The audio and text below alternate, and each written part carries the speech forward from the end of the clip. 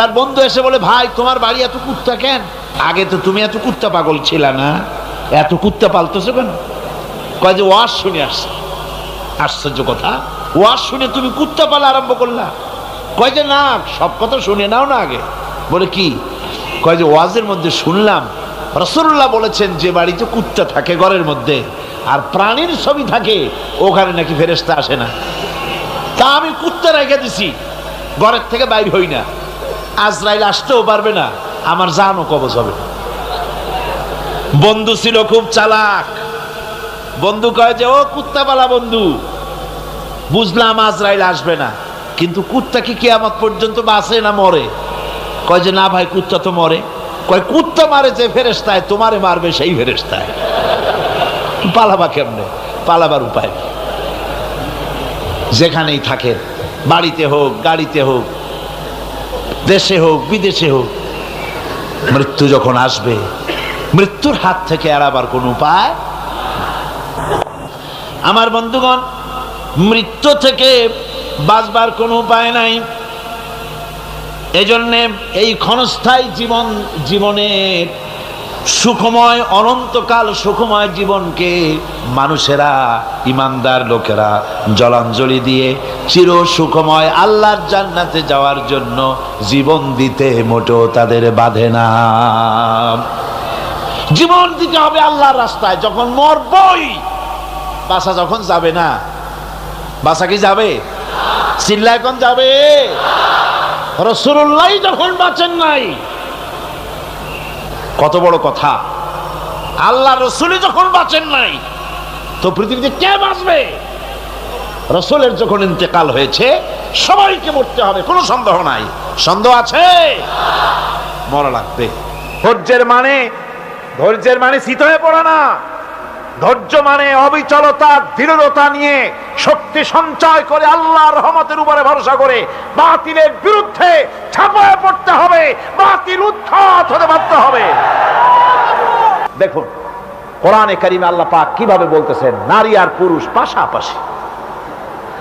আল্লাহ রাব্বুল আলামিন বলেন, ইন্নাল মুসলিমিনা ওয়াল মুসলিমাতি ওয়াল মুমিনিনা ওয়াল মুমিনাত, নিশ্চয়ই মুসলমান পুরুষ, মুসলমান নারী, মুমিন পুরুষ, মুমিন নারী, ওয়াল কানিতিনা ওয়াল কানিতাত, আর অনুগত পুরুষ আর অনুগত নারী, ওয়াস-সাদিকিনা ওয়াস-সাদিকাত, সত্যবাদী পুরুষ আর সত্যবাদী নারী, ওয়াস-সাবিরিনা ওয়াস-সাবিরাত, ধৈর্যশীল পুরুষ আর ধৈর্যশীল নারী, ওয়াল খাশিঈনা ওয়াল খাশিআত, বিনীত পুরুষ আর বিনীত নারী, ওয়াল মুতাসাদ্দিকিনা ওয়াল মুতাসাদ্দিকাত, দানশীল পুরুষ আর দানশীলা নারী,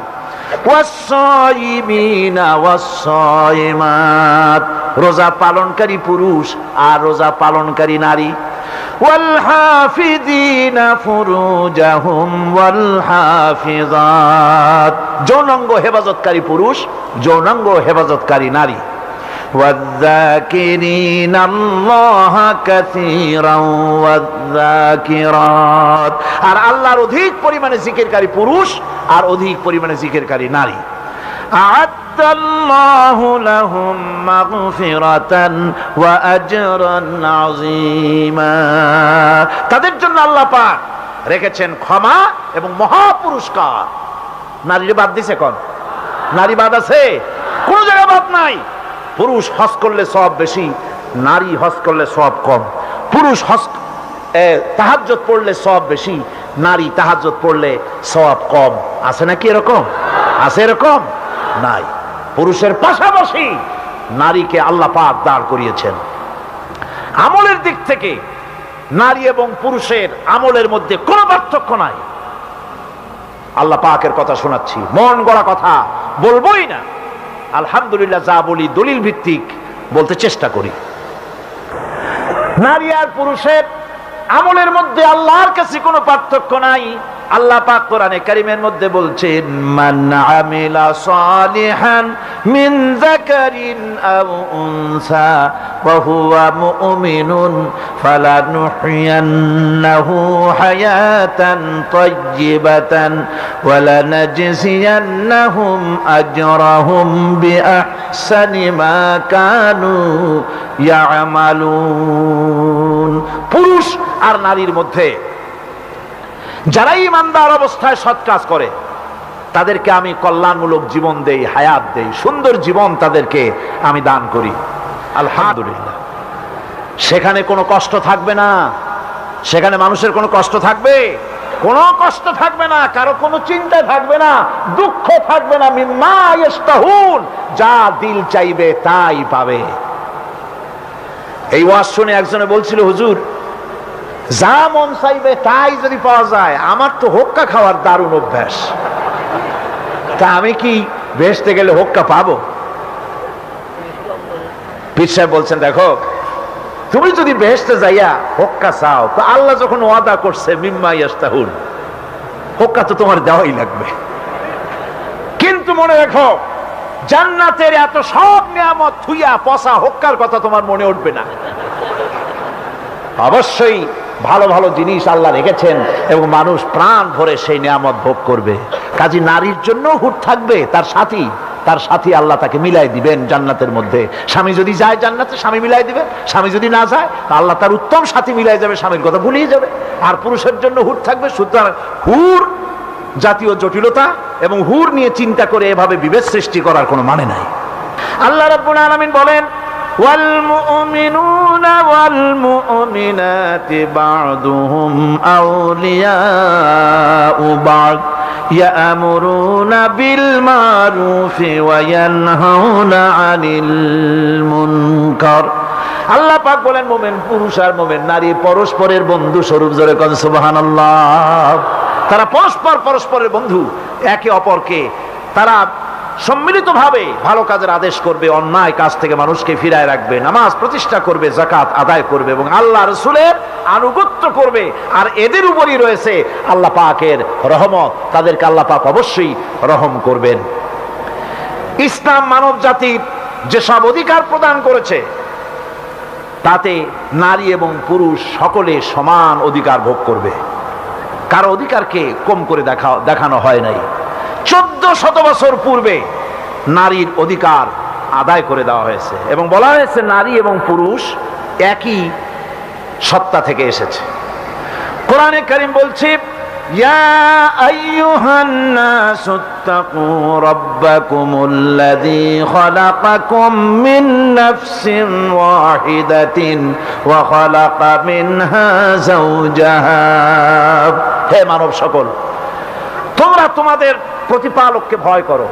তোমাদেরকে আল্লাহ রাব্বুল আলামিন এক সত্তা থেকে তোমাদেরকে সৃষ্টি করেছেন এবং তার থেকে তোমাদের সঙ্গিনী তৈরি করেছেন।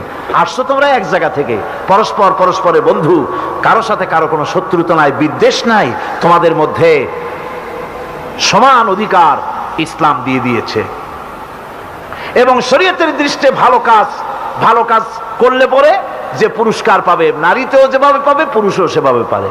আর যদি কোনো অন্যায় কাজ করে, পুরুষে করলে যা শাস্তি হবে নারী করলেও সেই একই শাস্তি হবে। আর স্ত্রীর অপরাধের জন্য স্বামীকে শাস্তি দেওয়া হবে না, স্বামীর অপরাধের জন্য স্ত্রীকে শাস্তি দেওয়া হবে না। লা তাজিরু ওয়াজিরাতুন ভিজরা উখরা, একজনের শাস্তি, একজনের অপরাধ আর একজনের মাথায় চাপায়া দেওয়া হবে না, একজনের বোঝা আর একজনের মাথায় দেওয়া হবে না। সুতরাং নারী এবং পুরুষ আল্লাহর দৃষ্টিতে সমান। বৈবাহিক সম্পর্কের স্বাধীনতা নারীর ব্যাপারে, স্বাধীন সত্তা হিসেবে একজন সাবালেগা মুসলিম নারী একজন মুসলমানকে পছন্দ মতো একজন মুসলমান পুরুষকে ইচ্ছে মাফিক বিবাহ করার অধিকার রাখে। অভিভাবক যদি জোর করে বিবাহ দেয় তাহলে সে বালেগ হওয়ার পর এই বিবাহ ভঙ্গ করার অধিকার রাখে। ভঙ্গ করা অথবা ঠিক রাখা দুটোরই অধিকার সে সংরক্ষণ করে। কোন সুবহানাল্লাহ। আবু দাউদ শরীফে হাদিস এসেছে, এক যুবতী রাসূল করিম সাল্লাল্লাহু আলাইহি ওয়াসাল্লাম তার কাছে এসে বলছেন যে আমার অসম্মতিতে আমার অভিভাবক আমাকে বিবাহ দিয়েছে। রাসূল করিম সাল্লাল্লাহু আলাইহি সাল্লাম বলছেন যে তুমি তোমার ইখতিয়ার, ইচ্ছে করলে বিবাহ বহাল রাখতেও পারো, ইচ্ছা করলে ভঙ্গও করতে পারো। 4 মাযহাব এই মতের উপরে একমত। রাসূলের এই হাদিস সহিহ হাদিস, নারীদের অধিকার দেওয়া হয়েছে। সুবহানাল্লাহ বলেন। ইসলাম ঠকাইলো কোথায়? ইসলাম কোন জায়গায় ঠকালো? তারপরে বিবাহ করার সময় মেয়ে দেখতে হয়, মেয়েরও ছেলে দেখতে হয়। ছেলে মেয়েকে দেখবে, মেয়ে ছেলেকে দেখবে। কিন্তু এই দেখা দেখির ব্যাপারে এখন অধিকারটা ছেলেরই, মেয়েরা ভালোভাবে দেখার সুযোগ পায় না। অথচ রাসূল বলেছেন পরস্পর পরস্পরকে তোমরা দেখে নিও। দেখতে গিয়ে আবার অনেকে বাড়াবাড়ি করেন, দেখতে গিয়ে জিজ্ঞেস করে দাঁড়াও তো দেখি, তো দাঁড়াইলো।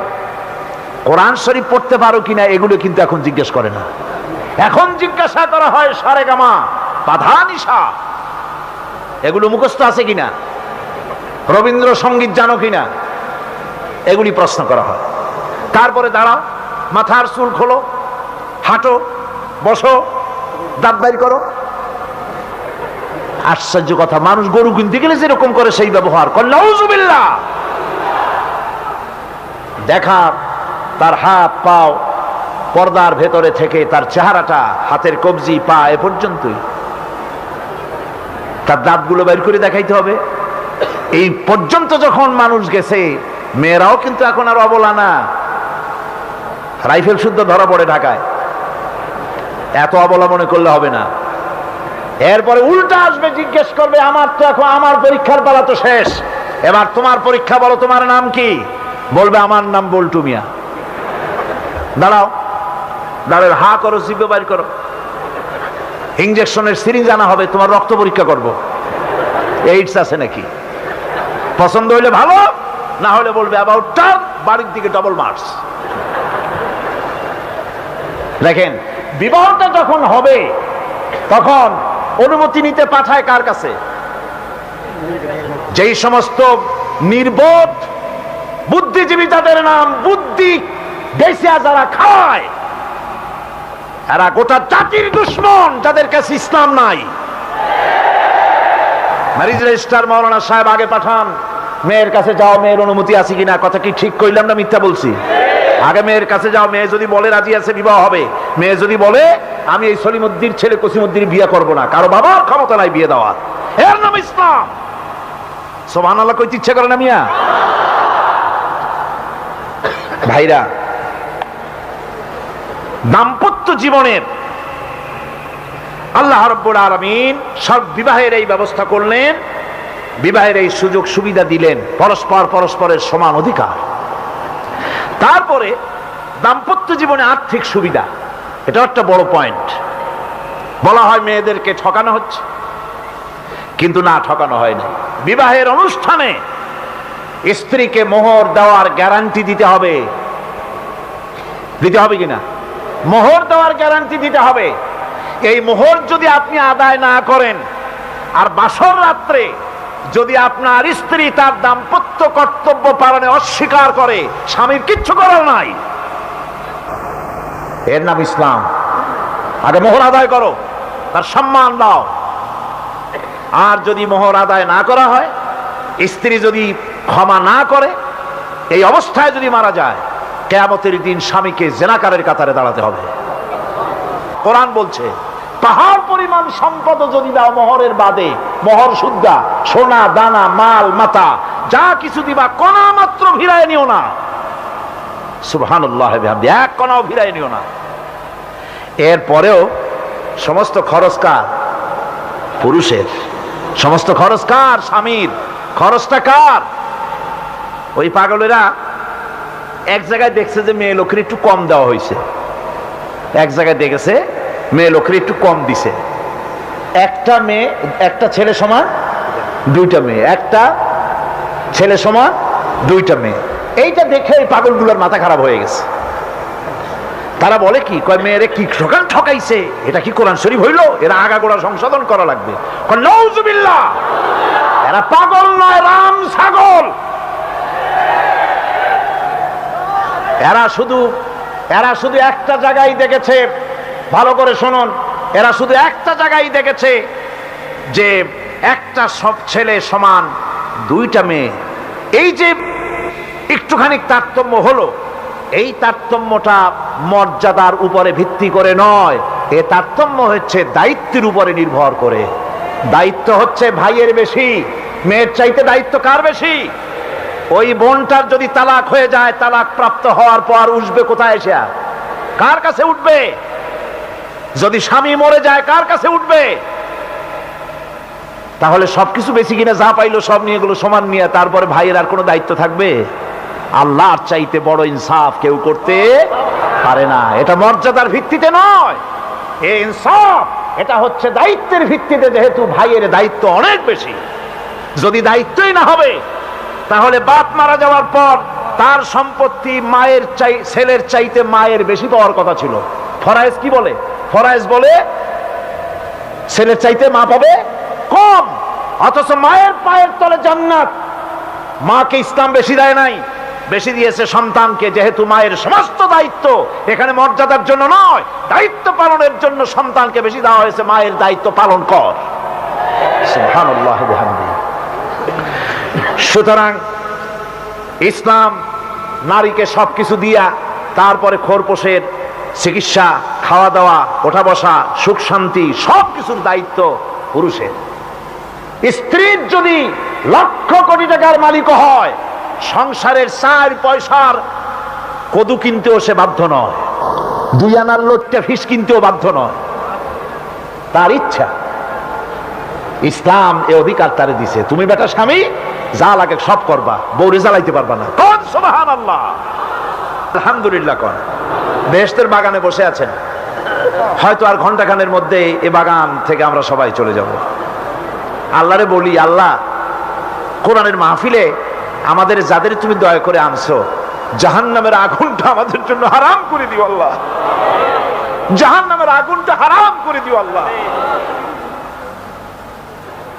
ভাইরা, আমি আপনাদের সামনে যৌতুকের কথা বলতেছিলাম। যৌতুক এক অভিশাপ।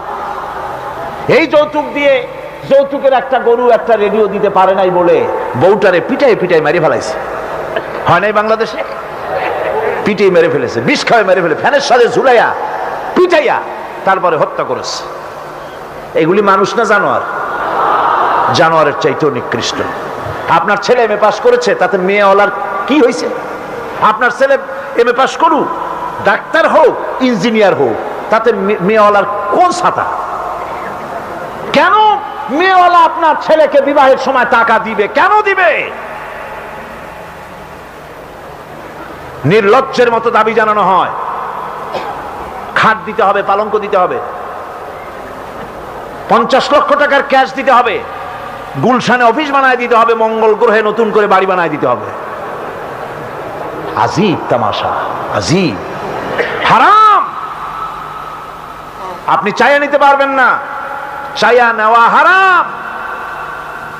শুকরের মাংসের মতোই হারাম। যারাই মাহফিলে আসছেন, ছেলের বাপ, ছেলে বিয়ে দেন নাই এখনো, কোরআনের মাহফিলে ওয়াদা করতে কি পারবেন যে শুকরের মাংসের মতো ঘৃণ্যতম এই গুনাহ আমার ছেলে বিয়ে দেওয়ার সময় আমি কারো কাছ থেকে কিছু চাইয়া আদায় করব না? এই ওয়াদা করতে পারবেন? শুধু ছেলের বাপের হাত উঁচা করেন, ছেলের বাপ। আরে বাচ্চারা হাত উঁচা করো না, বাপেরা, বাপেরা, শুধু ছেলের বাপেরা। আবার বলি, শুধু ছেলের বাপেরা হাত উঁচু করুন। আলহামদুলিল্লাহ, আল্লাহ হাতগুলি কবুল করে, জোরে কোন আমিন। হাত নামান। এবার যারা হাত উঠাইতে পারো নাই, মনের মধ্যে আফসোস, সেই যুবক, তরুণ, ছাত্ররা, তোমরা যারা বিয়ে করনি, থামো। বিবাহ যারা করনি, বিবাহের সময় বাপের টাকা দিয়া, নিজের কামাই করা টাকা দিয়া বউরে সোনা দিবা, দানা দিবা। বউর বাপের বাড়ির টেলিভিশন ব্যবহার করবা, তুমি কি ভিক্ষুকের ছেলে? বউর বাপের টাকা দিয়া খাট পালঙ্কে শোভা, এর থেকে ভিক্ষা করে খাওয়া ভালো। তুমি পুরুষ না? তুমি মেয়ে লোকের মায়ের কাছ থেকে, বাপের কাছ থেকে চান্দা আদায় করে ভিক্ষা করা, মশারি আর লেপ গায়ে দাও, নির্লজ্জ বেহায়া। সুতরাং আজ যুবকেরা ওয়াদা করো, বিবাহ করব, নিজের কামাই করে টাকা দিয়া, বাপের টাকা দিয়া, সোনা দিয়া সাজাইয়া। একটা জিনিস প্রমাণিত হলো, একটা জিনিস প্রমাণিত হয়ে গেল, সেটা হচ্ছে এই হাত উঠাবার মাঝে যে জিনিসটি প্রমাণিত হলো, তাহলে এই লক্ষ লক্ষ জনতার ভিতরে বাপেদের যখন হাত তুলতে বলেছি তখন হাত উঠেছে 10 or 15%, যদ্দূর আমি দেখছি। আর যখন অবিবাহিত যুবক, তরুণ আর ছাত্রদের হাত তুলতে বলেছি তখন হাত উঠেছে 85 or 90%, ঠিক কিনা? এর দ্বারা প্রমাণ করে আজ তরুণীরা, যুবকেরা ইসলামী আন্দোলনের উত্তাল ঢেউতে সামিল হয়ে আল্লাহর বিজয়কে ছিনিয়ে আনবে ইনশাআল্লাহ। কোরআন শিখবেন, কোরআন শিখাবেন, আর ঘরের মধ্যে দর্শে কোরআন, দর্শে হাদিস, অথবা শহরে যে সমস্ত মহিলা ইউনিট আছে, যেসব জায়গায় সব আলোচনা হয়, কোরআনের আলোচনা, হাদিসের আলোচনা, ইসলামের আলোচনা, যোগাযোগ করে খবর নিয়ে জেনে সেসব ইউনিটে গিয়ে বসবেন, নিজের চরিত্র, ঘর, দরজা, বিবি, বাল বাচ্চা ভালো বানাবেন। কারণ অল্প সময়ের জন্য এসেছি, আবার আমাদের এখান থেকে বিদায় হয়ে যেতে হবে। মা বোনদের প্রতি একান্ত অনুরোধ, আপনারা পর্দায় থাকুন আর শিরক থেকে বাঁচুন। বহুত মেয়ে লোকেরা শিরক করে, পাইকারি দরে মানত করে, দুই তিনটা কাজ খুব বেশি করে। একটা হলো কৃতজ্ঞতার অভাব।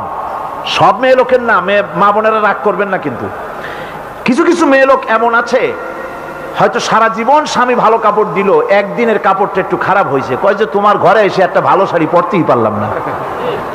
সারা জীবন ভালো ব্যবহার হলো, একদিনের ব্যবহার একটু খারাপ হলো, তোমার কাছে কোনো ভালো ব্যবহার জীবনে পাইলামই না। এই অকৃতজ্ঞতা আপনারা না, এই ধরনের মেয়ে লোক গ্রামে গঞ্জে আছে আর কি। আর বদদোয়া করে বেশি, বদদোয়া করে বেশি। আজরাইল এত মানুষ মারে, আমারে সই দেয় না, আমার মউত হয় না কেন? মৃত্যু কামনা করে। এই মৃত্যু কামনা করা কবিরা গুনাহ, মৃত্যু কামনা করা যাবে না। আর মনটা খুব দুর্বল, কথায় কথায় মানুষ সানত করে, অমুক কসমরে দেবো, অমুক কুমিরে দেব, অমুক গাছে টাকা দেব, অমুক মাজারে এই দেব, এইভাবে মানুষ সানত করে শিরকের মধ্যে মুবতালা হয়ে যায়। এই শিরক থেকে আপনাদের বাঁচতে হবে। শিরক কারে কয়, তাওহীদ কারে কয়, এই জিনিসগুলি বোঝার জন্য আপনারা বই কিতাব পড়ে শিরক এবং তাওহীদের অবস্থাটা বুঝে নিয়ে নিজের মজবুতি গ্রহণ করবেন। এটা আপনাদের প্রতি আমার অনুরোধ রইল। মা বোনেরা, আপনারা আমাদের কাছে সম্মানের পাত্রী। ইসলাম আপনাদেরকে যথেষ্ট মর্যাদা দিয়েছে। মসজিদে আপনাদের জন্য জায়গা করা হয়েছে, রাসূলুল্লাহর মসজিদ, আল্লাহর নবীর মসজিদ, যেই মসজিদে 1 রাকাত নামাজ পড়লে 50,000 রাকাতের সওয়াব হয়, সেই মসজিদে রাসূলুল্লাহর হায়াতে রাসূলুল্লাহ নিজে মেয়ে লোকদের জন্য জায়গা সংরক্ষণ করেছেন। আজও সে দরজা আছে, বাবুল নিসা, সে দরজা আজও রয়েছে। মহিলারা সেই দরজা দিয়ে যায়, হাজার হাজার মা বোনেরা সেখানে নামাজ পড়ে। এদেশ যদি ইসলামের রাষ্ট্র হয়, আল্লাহ যদি ইসলামের রাষ্ট্র হিসাবে কবুল করেন, বাংলাদেশের সবগুলি বড় বড় মসজিদে মহিলাদের জন্য নামাজ পড়ার আলাদা জায়গা সংরক্ষণ করা হবে। এই পৃথিবীর সংসার গঠিত হয়েছে দুই মানুষ দিয়ে, একজন হযরতে আদম, একজন হযরতে হাওয়া। একজন আর একজনের জন্য শান্তির উৎস। ومن آياته أن خلق لكم من أنفسكم أزواجا لتسكنوا إليها وجعل بينكم مودة ورحمة। তোমাদের থেকে তোমাদের জোড়া বানাইছি এই জন্য যে তোমরা একে অপরের কাছে শান্তি পাবে, প্রশান্তি লাভ করবে। তোমাদের মধ্যে ভালোবাসা সৃষ্টি করেছি, আর যখন বুড়ো হয়ে যায় তখন একের প্রতি অপরের করুণার সৃষ্টি করে দেই। প্রথম বিয়ে করলে ভালোবাসা হয় এক বিশেষ উদ্দেশ্যকে সামনে রেখে, আর যখন বুড়ো হয়ে যায় তখন সেই উদ্দেশ্য ভাটা পড়ে। তখন কিন্তু যৌবনকালের চাইতে এই সময় প্রেমের জোয়ারে আরো ঠেলা দেয়। তখন বুড়ো বুড়ি ছাড়া আর বাঁচে না, বুড়িও বুড়ালে ছাড়া আর বাঁচে না। এই কথা জওয়ানেরা বুঝবেন না, বুড়োরা এখন মজা বুঝতেছে। ঈমান বিল্লাহ, আল্লাহর প্রতি ঈমান আনলে পরে ওই মৌতের ভয় আর থাকে না। মনটা তখন নির্ভীক হয়ে যায়, সে বীর হয়ে যায়। তখন তার মন বলে, মরা যখন লাগবে, জীবনটা যিনি দিয়েছেন তার জন্য দিয়ে দেই না কেন? জীবন যিনি দিয়েছেন তার জন্য দিয়ে দেই। বদরের যুদ্ধ, রাসূল করিম সাল্লাল্লাহু আলাইহি ওয়াসাল্লাম লোক তৈরি করতেছেন, সৈন্য রিক্রুট করতেছেন। বদরের যুদ্ধ, আমার ভাইরা, চারটিখানি কথা নয়। বদরীদেরকে আল্লাহ মাফ করে দিয়েছেন। জোরে কোন সুবহানাল্লাহ। বদরের যুদ্ধ বড় মারাত্মক যুদ্ধ। এ জিহাদ হবে, বাপ তরবারি ধরবে ছেলের বিরুদ্ধে। মক্কা থেকে ছেলে আসছে কাফের, ছেলে তরবারি ধরবে বাপের বিরুদ্ধে, মামু ধরবে ভাগ্নার বিরুদ্ধে, ভাই ধরবে ভাইয়ের বিরুদ্ধে। এটা কি আপনি সোজা মনে করেন? কোন সোজা মনে করেন? আমার বন্ধুগণ, বদরের যুদ্ধ শেষ হয়ে যাওয়ার পর হযরতে আবু বকর সিদ্দিক রাদিয়াল্লাহু তাআলা আনহুর সঙ্গে ছেলে আব্দুল্লাহর দেখা হয়ে গেল। ছেলে তখনও কাফের।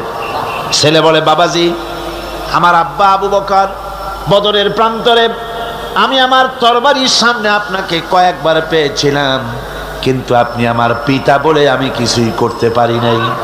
হযরতে আবু বকর বলেন, আব্দুল্লাহ রে শোনো, আল্লাহর কসম করে বলি, তুমি তো আমারে তরবারির সামনে পেয়ে ছেড়ে দিয়েছো, কিন্তু আমি আমার মাবুদের কসম করে বলি, বদরের মাঠে একটি বারও যদি আবু বকরের চোখের সামনে তুমি পড়ে যেতে, আল্লাহর কসম আমার তরবারি তোমারে মাফ করে দিত না।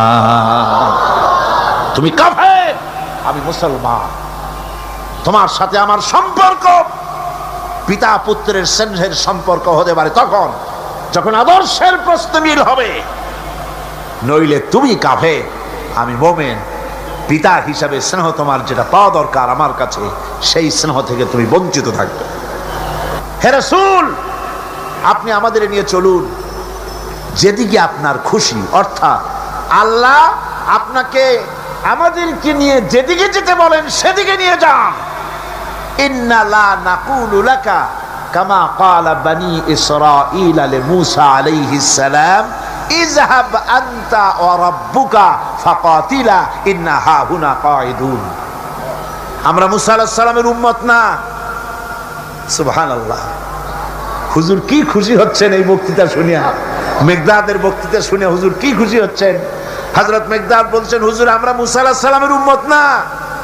মুসা আলাইহিস সালামের উম্মতেরা বলেছিলেন, হে মুসা, তুমি আর আল্লাহ আর জিবরাইল এই তিনজনই গিয়ে ফেরাউনের মোকাবেলা করো, আমরা পারবো না।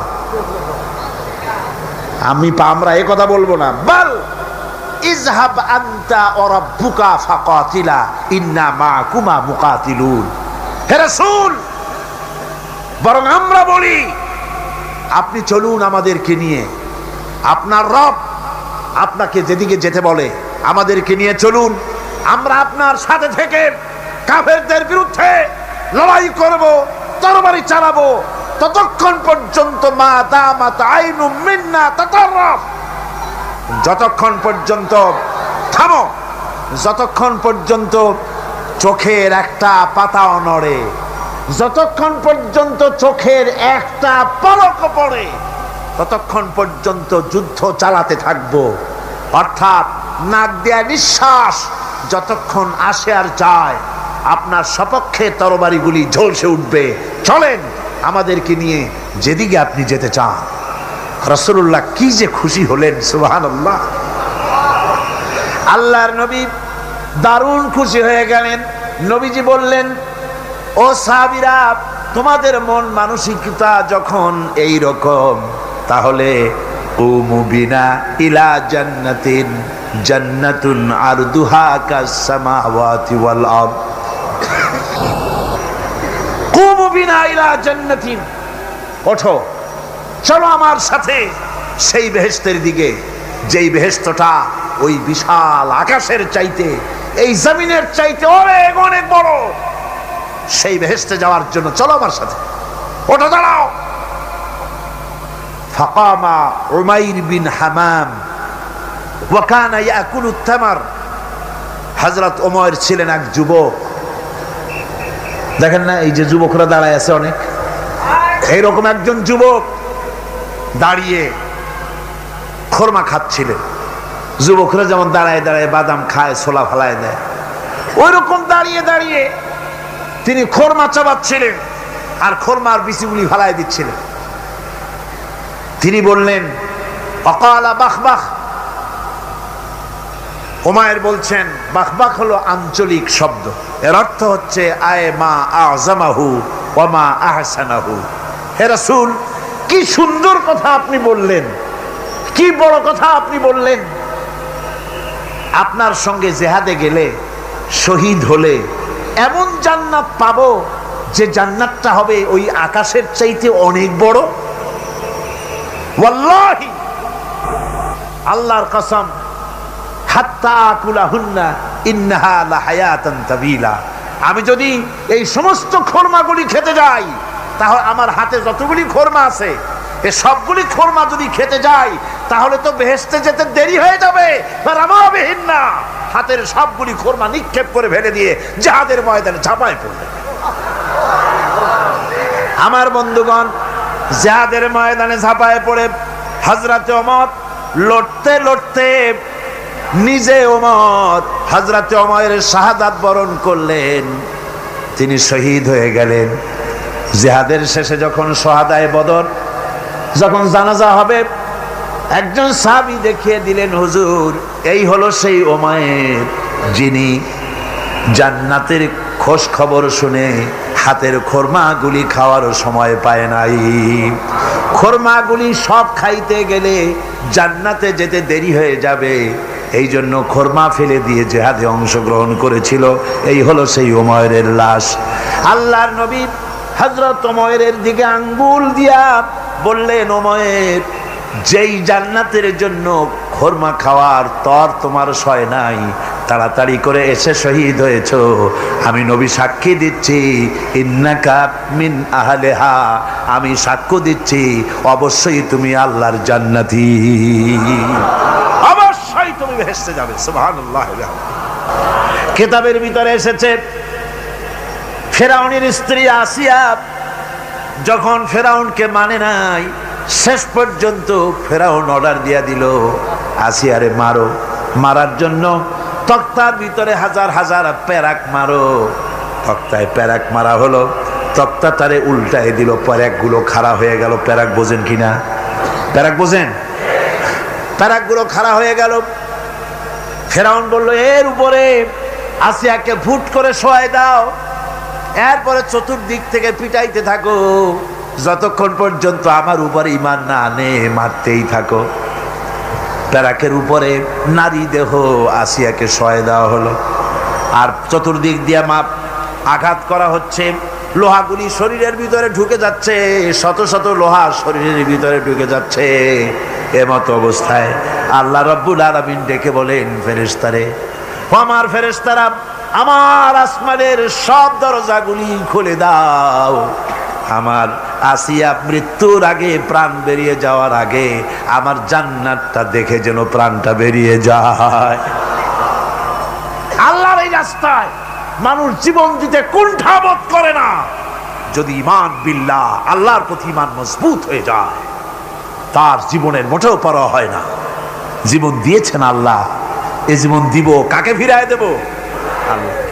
এই জন্য আল্লাহ পাক বলেছেন, ইন্নাল্লাহা আশতারা মিনাল মুমিনিনা আনফুসাহুম ওয়া আমওয়ালাহুম বিআন্না লাহুমুল জান্নাহ। আমি আমার মুমিনের জান এবং মাল সবটা খরিদ করে নিয়েছি, বিনিময়ে মুমিনকে আমার বেহেশত দিয়ে দিয়েছি। তোমার জানটাও আমার মালটাও আল্লাহ। সুতরাং জান মাল তো আমার, আমার রাস্তায় জান দাও, মাল দাও। মুমিনের এই শক্তি বাড়ে, মুমিনের ভিতরে এই ঈমান সৃষ্টি হয়, আল্লাহর প্রতি ঈমানের কারণে নির্ভীক সে বীর হয়ে যায়। তার ধারণা এটা হয়, ঈমানের ব্যাপারে মজবুত হয়, যে পৃথিবীর সমস্ত শক্তি একত্রিত হয়ে যদি আমাকে চেষ্টা করে, আমার এক গাছা পশম বাঁকা করতে পারবে না, যদি না আল্লাহর হুকুম না থাকে। সুবহানাল্লাহ। কোরআনে কারিমে রব্বুল আলামিন বলেন, ওয়া মা হুম বিদারিনা বিহি মিন আহাদিন ইল্লা বিইজনিল্লাহ।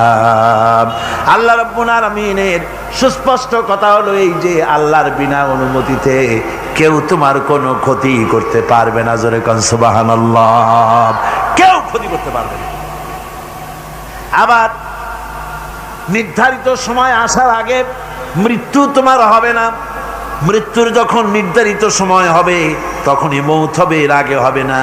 আল্লাহ পাক বলেছেন ওয়ামা কানা লিনাফসিন আন তামুতা ইল্লা বিইذনিল্লাহি কিতাবাম মুআজ্জালা। আল্লাহ পাক বলেন আমার নির্ধারিত সময় আসার আগে 1 সেকেন্ড আগে মরবে না, 1 সেকেন্ড পরেও মরবে না। অনেকে বলে অমুকের অকাল মৃত্যু হয়েছে, বলে না, বলে কি না অকাল মৃত্যু হয়েছে, এটা বাজে কথা। কিসের অকাল মৃত্যু? কালেই মরছে, হায়াত ওখানেই শেষ। হায়াত থাকতে 1 সেকেন্ড আগে 1 সেকেন্ড পরে মৃত্যু হবে না। যখন নির্ধারিত সময় আসবে সেই সময় মরবে, এর আগে বা পরে মৃত্যু হবে। মৃত্যু নির্ধারিত সময়ের আগে মরবে না মানুষ। বাহানায় হোক ওসিলায় হোক মরণ যেখানে আছে সেখানে যাওয়াই লাগবে। এই জন্যে কবি বলছেন দো চিজ আজ দো চিজ কাসাদ জোরে জোর একে আবেদানা দিগার খাকে গোর। দুটি জিনিস মানুষকে টানে, একটা হলো খাদ্য আর একটা হলো মৃত্যু। খাবার যেখানে আছে সেখানে যেতেই হবে, আর মৃত্যু যেখানে আছে সেখানেও যেতে হবে।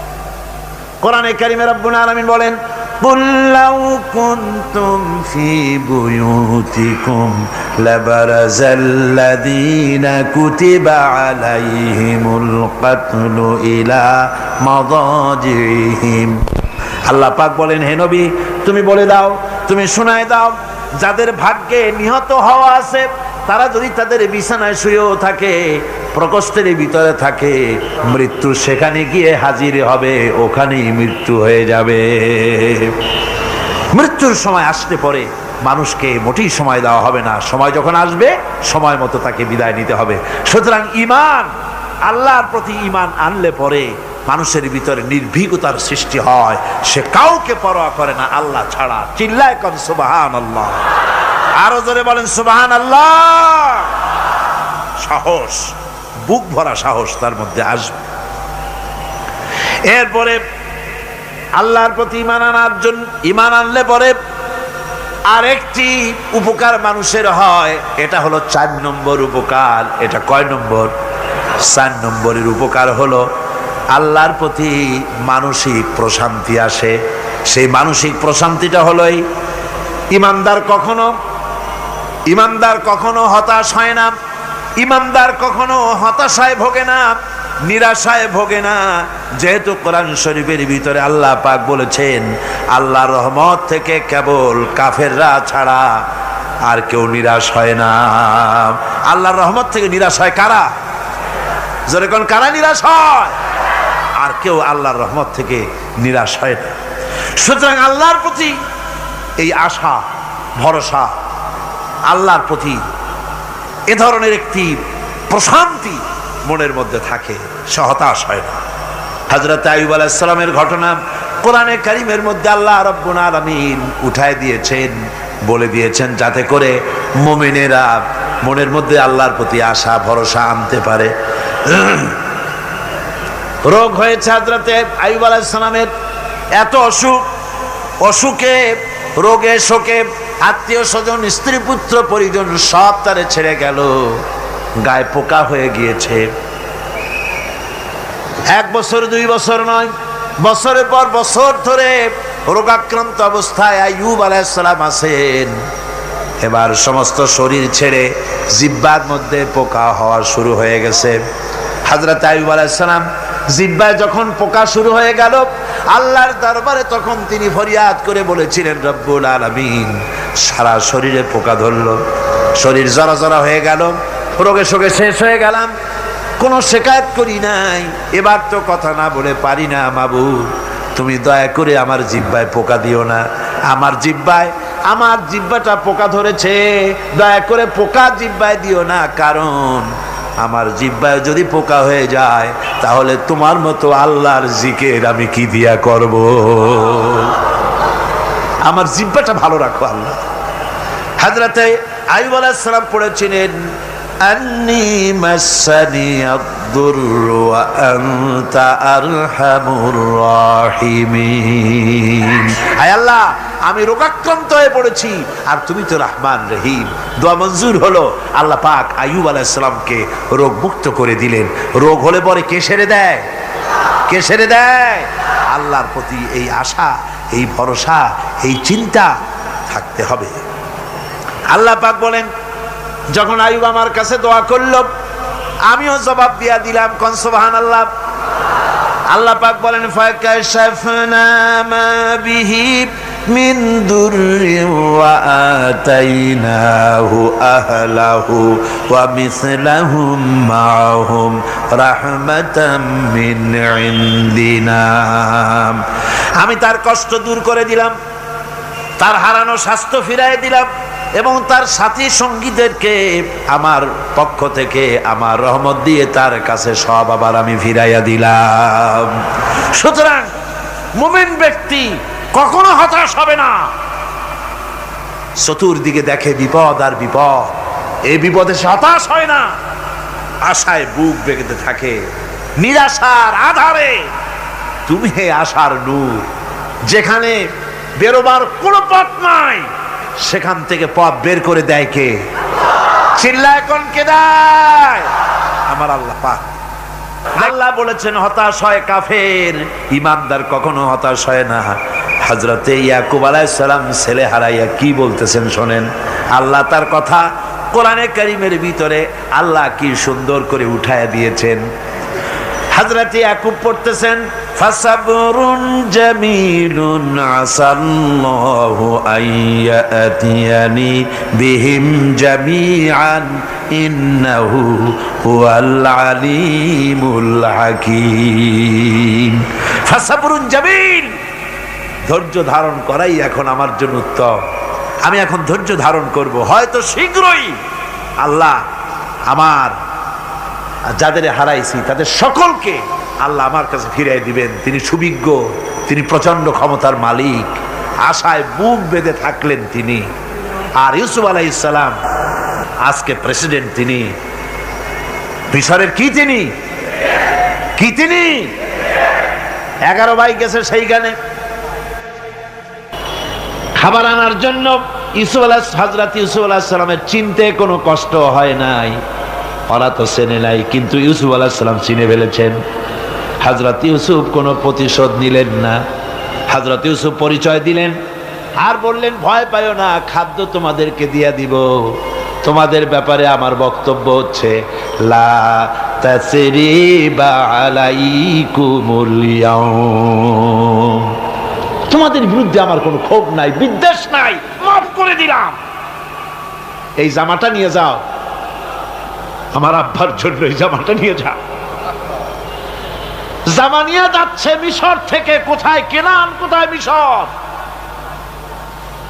মিশর থেকে ইউসুফ আলাইহিস সালামের জামা নিয়ে ছেলেরা কেনানের দিকে যাচ্ছে। আর এদিকে হযরত ইয়াকুব বলতেছেন, আমি যেন আমার নাকের ভিতরে ইউসুফের গন্ধ পেতেছি। সুবহানাল্লাহ। জামা চলে এলো, চোখের উপরে তিনি রাখলেন, আল্লাহ চোখ ভালো করে দিলেন। সুবহানাল্লাহ। ভাইরা আমার, এই জন্য যারা আল্লাহর উপরে ভরসা করে, আল্লাহর ঈমান যাদের মধ্যে এসে যায়, ঈমান বিল্লাহর বড় উপকার হলো সে হতাশ হয় না। যত বড় বিপদ হোক হতাশ হয় না। দেখেন ইউসুফ আলাইহিস সালাম কি কেমন করে জুলাইখা ঘেরাও করে ফেলে দিয়েছে। দরজা বন্ধ, তালা বন্ধ, জানালা বন্ধ, সিটকানি মারা, খিল মারা, তালা দেওয়া, বেরোবার কোনো পথ নাই। চতুর্দিকে নগ্ন চিত্র। এবার জুলাইখার প্রবৃত্তিকে চরিতার্থ করতে হবে, খারাপ কাজ করতে হবে, বেরোবার পথ নাই। হযরত ইউসুফ আলাইহিস সালাম তিনি জানেন দরজা সব বন্ধ, পালাবার পথ নাই, কিন্তু আল্লাহ রাব্বুল আলামিনকে তিনি ভয় করলেন। যুবক মানুষ, আল্লাহ রাব্বুল আলামিনকে ভয় করলেন। রব্বুল আলামিনকে ভয় করে তিনি তালাবদ্ধ দরজার দিকে দৌড় মারলেন। রব্বুল আলামিন আপন কুদরতে সবগুলি দরজা খুলে দিলেন। ওয়া মান ইয়াত্তাকিল্লাহা ইয়াজআল লাহু মাখরাজা, যে ব্যক্তি আমারে ভয় করে, আমার পথে চলতে চায়, আমি রাস্তা খুলি নেই। সুবহানাল্লাহ বিহামদিহি। সুতরাং ইমানে বুক বাঁধো জওয়ানেরা, তরুণেরা, হতাশ হওয়ার কোনো কারণ নাই, আশায় বুক বেঁধে থাকো। আপনারা বলেন এই পৃথিবীতে ইউনূস আলাইহিস সালাম যে বিপদে পড়ছিলেন, এর চাইতে বড় বিপদ পৃথিবীতে কিছু হতে পারে? আপনাদের চিন্তায় বুঝি পারে? এই দিকের লোকেরা কথাই কয় না মুঠে। কি বলেন পারে? এত বড় বিপদ চিন্তাও করা যায়। কোরআনে কারীমের মধ্যে আল্লাহ রাব্বুল আলামিন বলেন ওয়াযান্নুন ইয যাহাবা মুগাদিবান ফাযান্না আন লান নাকদিরা আলাইহি। ইউনূস আলাইহিস সালামকে যখন মাছে গিলে ফেলে দিল, মাছ এবার পানির অতল তলদেশে চলে গেছে। মাছের পেটের ভিতরে দরজা নাই, জানালা নাই, ছিদ্র নাই, পালাবার কোনো পথ নাই। আছে? আছে? ফানাদা ফিল যুলুমাতি আন লা ইলাহা ইল্লা আনতা সুবহানাকা ইন্নী কুনতু মিনাজ জালিমিন। জানেন নাই দোয়া? পড়েন সবাই। লা ইলাহা ইল্লা আনতা সুবহানাকা ইন্নী কুনতু মিনাজ জালিমিন। হায় আল্লাহ, তোমার পবিত্রতা ঘোষণা করতেছি, তুমি ছাড়া কেউ নাই, আমার তো আর বাঁচার উপায় নাই। আমি আমার উপরে জুলুম করেছি, আর তোমার পবিত্রতা ঘোষণা করতেছি। জিকির করতেছেন তিনি মাছের পেটের মধ্যে বসে। আল্লাহ রাব্বুল আলামিন বলেন ইউনূস আলাইহিস সালাম মাছের পেটের ভিতরে বসে যে চিৎকারটা মারলেন, দুনিয়ায় কোনো তার বন্ধু বান্ধবেরা শোনে নাই, কোনো রাজা বাদশারা শোনে নাই। মাছের পেটের মধ্যে ফানাদা ফিল যুলুমাত, যুলুমাত হলো জমায় কাসির। এখানে তিনটা অন্ধকার ছিল। কয়টা অন্ধকার? একটা হলো মাছের পেটের অন্ধকার, একটা হলো রাতের অন্ধকার, আর একটা হলো পানির অন্ধকার।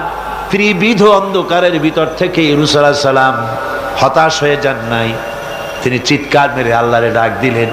আল্লাহ কয় আমি ডাক শুনছি, কেউ তোমার ডাক শোনে নাই, আমি তোমার আরশের মালিক, আমি আল্লাহ শুনতে পেয়েছি। ফাস্তাজাবনা লাহু ওয়া নাজ্জাইনাহু মিনাল গাম্মি ওয়া কাযালিকা নুজিল মুমিনিন। আমি আল্লাহ পাক বলেন আমি ইউনূসের ডাক শুনলাম, ডাকের জবাব দিয়া দিলাম, আর মাছের পেটের ভিতরে বেদনার সৃষ্টি করে দিলাম। মাছ এবার ভেসে উঠলো। মাছের আর এখন কোনো উপায় নাই বমি করা ছাড়া। মাছ কিনারায় চলে এলো, ইউনূসকে বমি করে ফেলে দিল। আল্লাহ কয় শোনো দুনিয়ার মানুষেরা, শুধু ইউনূস আলাইহিস সালামকে নয়, ওয়া কাযালিকা, এইভাবে করে আমার মুমিন বান্দারা যদি বিপদে পড়ে আর আমারে ডাকে, আমি রব্বুল আলামিন এইরকম বিপদ দিয়া বাঁচাইয়া দেব। বিপদ থেকে বাঁচাবেন কে? ঘা দিতে থাকে, পয়সা দেয়, মোনাজাত করে, কাঁদতে থাকে, মাজারওয়ালার কাছে বিপদ মুক্তি চায়। আহা, নাউজুবিল্লাহ পড়েন, আবারও কর নাউজুবিল্লাহ। বিশ্বাস করুন আমার ভাইরা, বিশ্বাস করুন, আল্লাহর কোরআন আমার হাতে। মাজারওয়ালার কাছে কানলে পরে ওই মাজারে যিনি শুয়ে আছেন, আল্লাহর কসম তার কোনো ক্ষমতা নাই আপনাকে বিপদ থেকে বাঁচাতে পারে। আছে ক্ষমতা? জোরে বলেন আছে? বিপদ থেকে বাঁচাবে কে? কে বাঁচাবে? আল্লাহ। আপনারা টাকা দেন, আর ওই টাকাগুলি ওইখানে মাজারে বৈশা জনমের খাওয়া খায় মাজারের পাহারাদার এক শ্রেণীর পান্ডারা। টাকাগুলা মাথায় দেখবেন মাজার কেন্দ্র করে লাল লাল চাদর গায়, তারপরে চট, মাথায় জট, দাড়িতে জট, দাড়িতে জট, আর মোষ। হায় রে মোষ! 6টা টর্চ লাইট দিয়েও যদি আপনি খোঁজেন মুখ তালাশ করে পাবেন না। আল্লাহর ওলিদের মাজার ঘেরাও করে রেখে দাও, যত্ন করে রেখে দাও। গরু, ছাগল, ভেড়া, হাবিজাবি কিছু যেন যেতে না পারে, যত্ন করে রাখো, সম্মান দিয়ে রাখো। কিন্তু তোমার ওখানে পাহারা দিতে বলছে কে? তুমি ওখানে বসে থাকো কেন? গুড় যেখানে, পিঁপড়া সেখানে। পয়সা দেওয়া বন্ধ করে, একটারও পাবেন না ওখানে। ঠিক কিনা কর? সব ধান্দাবাজ পয়সার লোভে ওখানে বসে থাকে, গাঁজা খায়, মদ খায়, নামাজ পড়ে না। আর আপনার টাকা দিয়া খোঁজ নিয়ে দেখেন, মাজারের মুতল্লি যত আছে সব বাসের মালিক, ট্রাকের মালিক, কোটি কোটি টাকার ব্যবসা করে।